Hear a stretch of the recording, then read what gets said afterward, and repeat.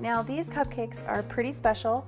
I actually designed these for a very, very good friend for her wedding. She was doing this very vintage 1920s inspired wedding, so we wanted something that was very soft, very floral, and now I'm lucky enough to be sharing it with you. So let's get started. I'm going to show you exactly what you need.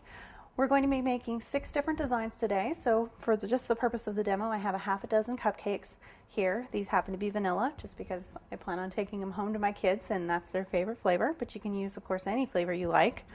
And then we have one large plastic piping bag, and that's what our base icing is going to go in.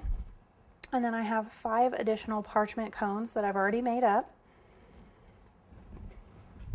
some ivory gel color, and some toothpicks. And now I'm going to start kind of showing you our icing colors. We'll go ahead and start over here.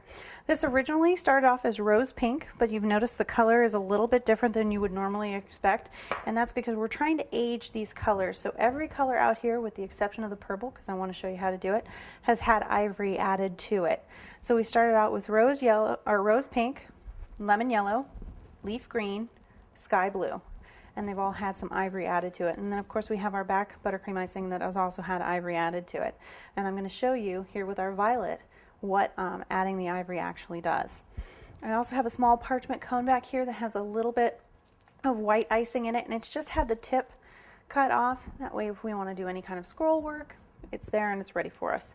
I have a variety of tips here. I have a 125 rose tip, I believe this is a 104 as well as a 103, and then I have a 225, which is kind of a drop flower tip. In addition, I will be cutting my bags to have the leaf tip. If you're not comfortable doing that, you can always put a leaf tip in. I have some silver dragees and some pearls, and of course a pair of scissors. So now that you know everything you're going to need, let's get started.